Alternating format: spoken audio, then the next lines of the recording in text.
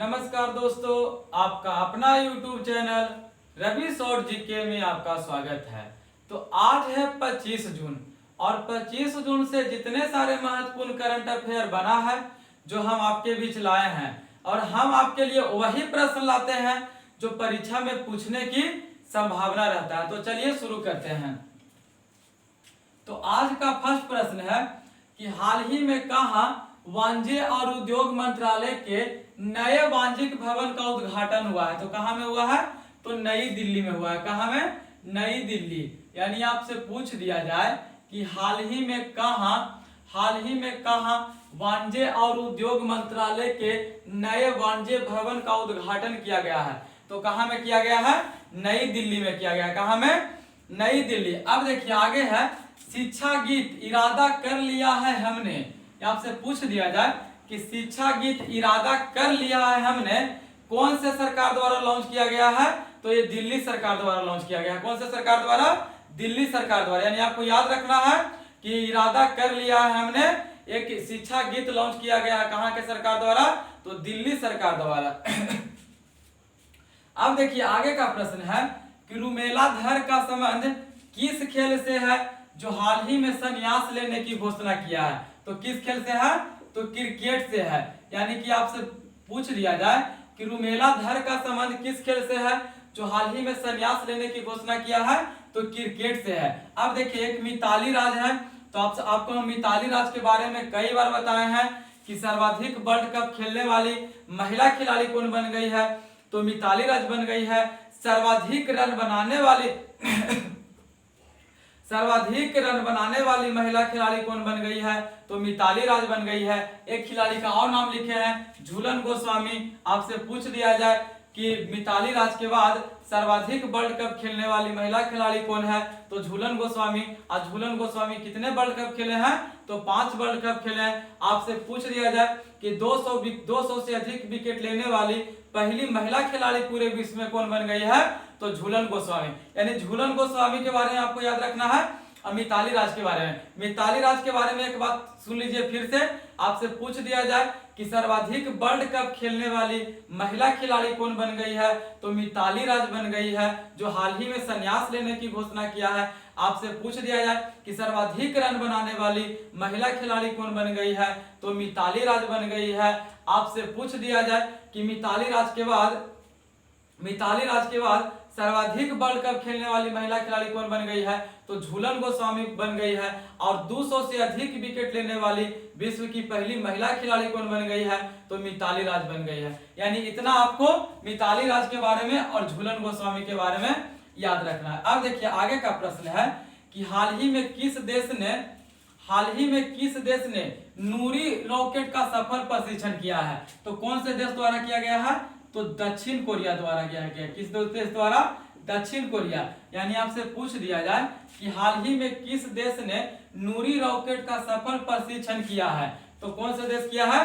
तो दक्षिण कोरिया है। और आपको बताए थे कि दक्षिण कोरिया के नए राष्ट्रपति किसे बनाया गया है? तो यूं सूक योल को बनाया गया। किसे? यूं सूक योल। यानी आपसे पूछ दिया जाए कि नूरी रॉकेट का सफल परीक्षण किस देश ने किया है? तो दक्षिण कोरिया ने किया है। आपसे पूछ दिया जाए कि दक्षिण कोरिया के नए राष्ट्रपति किसे बनाया गया है? तो यूं सूक योल को बनाया गया। किसे? यूं सूक योल को। अब देखिए आगे का प्रश्न है कि हाल ही में किस देश में G7 सम्मेलन का आयोजन किया जाएगा? तो कहां में किया जाएगा? तो जर्मनी में किया जाएगा। कहां में? जर्मनी में। यानी आपसे पूछ दिया जाए कि हाल ही में किस देश में G7 सम्मेलन का आयोजन किया जाएगा? तो कहां में किया जाएगा? तो जर्मनी में किया जाएगा। अब देखिए आगे का प्रश्न है कि हाल ही में केंद्रीय संस्कृति मंत्री जी कृष्ण रेड्डी ने कहा ज्योति गणमय उत्सव का शुभारंभ किया है? तो कहां में किया है? तो नई दिल्ली में किया गया है। कहां में?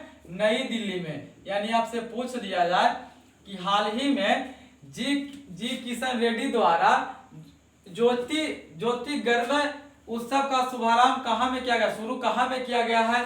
तो नई दिल्ली में किया गया। कहां में? नई दिल्ली। अब देखिए आगे का प्रश्न है और आगे का प्रश्न बताने से पहले अगर हमारे आप चैनल पर पहली बार हैं तो चैनल को सब्सक्राइब करना ना भूलें और अपने दोस्तों के पास शेयर कीजिए और वीडियो को लाइक जरूर कीजिएगा। अगर आप लाइक करते हैं तो हमें थोड़ा सा उत्साह, मेरा उत्साह बढ़ता है। इसके लिए आपको मेहनत करेंगे। और सुपर संडे का क्लास जो शॉर्ट वीडियो डालते हैं और सुपर मंडे में लॉन्ग वीडियो डालते हैं, ये दो वीडियो कहीं ना कहीं आपको फायदा करेगा। यानी कि समझ आइए कि डेली का करंट अफेयर तो हम आपको यहाँ बता दे रहे हैं और सुपर संडे में दे दे रहे हैं आपको शॉर्ट बना के। जैसे मान के चलिए कि खेलो इंडिया यूथ गेम्स हुआ है तो खेलो इंडिया यूथ गेम्स के बारे में बता दिए। आपकी इस बार देने वाले हैं मान के चलिए आईपीएल के, तो आईपीएल के बारे में आपको बता देंगे। तो अगर आपको वीडियो अच्छा लगता है तो अपने दोस्तों के पास शेयर जरूर कीजिए और चैनल को सब्सक्राइब जरूर कीजिएगा अगर पहली बार है।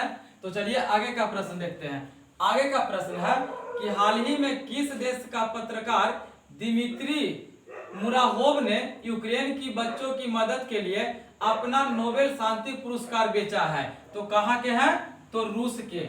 यानी आपसे पूछ दिया जाए कि हाल ही में किस देश के पत्रकार दिमित्री मुराहोव ने यूक्रेन की बच्चों की मदद के लिए अपना नोबेल शांति पुरस्कार बेच दिए हैं, तो कहाँ के रहने वाले हैं? तो रूस के रहने वाले हैं। अब देखिए आगे का प्रश्न है कि हाल ही में जारी ग्लोबल लिबरेटरी इंडेक्स 2022 में कौन सा देश शीर्ष पर है? यानी आपसे पूछ दिया जाए कि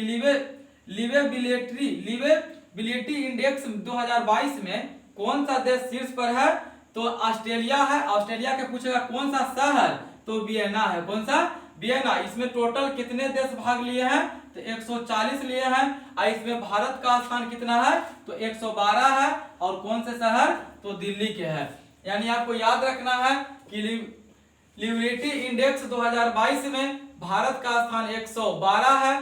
प्रथम स्थान पर ऑस्ट्रेलिया है। ऑस्ट्रेलिया के वियना शहर है। अब देखिए आगे का प्रश्न है कि हाल ही में कौन सा देश एशियाई साइकिलिंग चैंपियनशिप 2022 में शीर्ष स्थान पर रहा है? तो कौन सा देश रहा है? तो जापान रहा है। कौन सा देश रहा? जापान। और जापान ने टोटल कितने पदक जीते हैं? तो 27 पदक जीते हैं। यानी आपसे पूछ दिया जाए कि हाल ही में कौन सा देश एशियाई साइकिलिंग चैंपियनशिप 2022 में शीर्ष पर है? तो कौन सा देश है?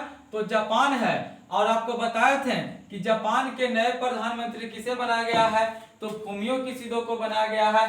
भारत में बुलेट ट्रेन चलेगी तो कौन से देश के सहायता से चलेगा? तो जापान के सहायता से चलेगा। आपसे पूछ दिया जाए कि देखिए हाल ही में बताए थे आपको कि जापान पहली बार नाटो शिखर सम्मेलन में भाग लेगा। यानी भारत के जगह पर कौन लेगा? तो जापान लेगा। आपसे पूछ दिया जाए कि WEF travel and tourism index में कौन सा देश शीर्ष पर है? तो कौन सा देश है? तो जापान है। आपसे पूछ दिया जाए कि डुअल मोड वाहन कहाँ में चलाया गया है? तो जापान में चलाया गया है। और डुअल मोड वाहन का मतलब कहाँ होता है? कि वह रेलवे के पटरियों पर भी चलेगा और रोड पर भी चलेगा। यानी कि जापान के बारे में आपको याद रखना है कि साइकिलिंग चैंपियनशिप में प्रथम स्थान जापान किया है। जापान के वर्तमान प्रधानमंत्री फूमियो किशिदा हैं। भारत में बुलेट ट्रेन चलेगी जो जापान की सहायता से चलेगा। जापान पहली बार नाटो के शिखर सम्मेलन में भाग लिया है। WEF ट्रेवल एंड टूरिज्म में जापान देश शीर्ष पर है। बोलेगा कि डुअल मोड वाहन कहाँ में चला गया है? तो जापान में चला गया। कहाँ में? जापान में। यानी कि देखिए जितने भी आज 25 जून से करंट अफेयर बना था जो हम आपको बता दिए हैं। तो अगर हमारा वीडियो आपको अच्छा लगता है तो वीडियो को शेयर कीजिएगा और हमारे चैनल पर पहली बार हैं तो चैनल को सब्सक्राइब करना ना भूलें। और इसको आप स्क्रीनशॉट ले लीजिए और स्क्रीनशॉट लेके इसे याद कर लीजिएगा। और वीडियो आपको अच्छा लगता है तो अपने दोस्तों के पास शेयर कीजिए और वीडियो को लाइक जरूर कीजिएगा। तो अंत में हमारे वीडियो के लास्ट तक बने रहने के लिए बहुत बहुत धन्यवाद। जय हिंद, जय भारत।